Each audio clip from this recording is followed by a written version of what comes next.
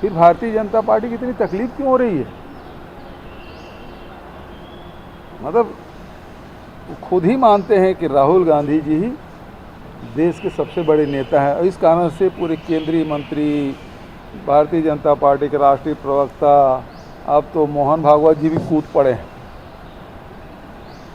तो मोहन भागवत जी कहते हैं कि विदेश में जाकर जो देश के, क्या शब्द प्रयोग किया, देश के अपमान करते हैं, तो वो देश विरोधी हैं।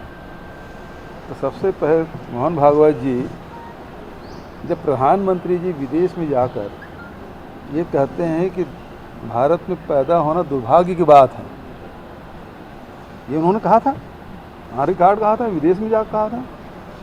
तब मोहन भागवत जी क्या कुंभकर्णी नींद में सोए हुए थे? तब उनको नहीं बताना था कि ये भारत का अपमान है, देश का अपमान है? और उस समय यदि बोले होते तब बात समझ आती। मोहन भागवत जी, आप सांस्कृतिक संगठन के अध्यक्ष हैं, आपसे उम्मीद की जाती है आप निष्पक्ष रहें। आप निष्पक्ष दिखने के भी प्रयास नहीं कर रहे हैं। एक है सांस्कृतिक संगठन, ठीक है।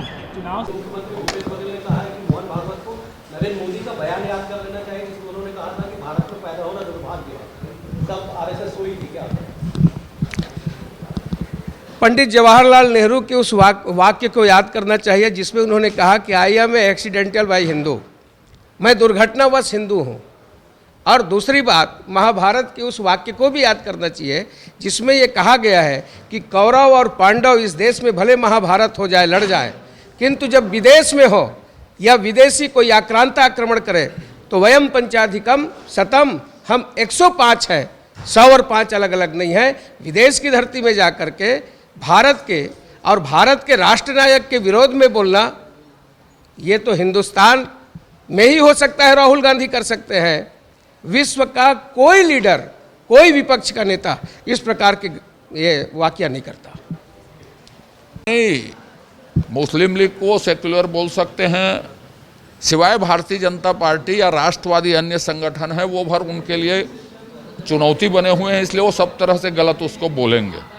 अभी राहुल गांधी जी के लिए मैंने आग्रह किया है कि छत्तीसगढ़ में 4 बांध, अभी जो भर्री मटिया का बताया ना, पानी बहाने का और रेती चोरी का जो काम चल रहा है छत्तीसगढ़ में, कांग्रेस की सरकार जल प्रबंध कैसे कर रही है उसको बताएं, और लोकतंत्र में पत्रकारों के साथ कैसा व्यवहार किया जाता है उसको भी अमेरिका में उनको बताना चाहिए।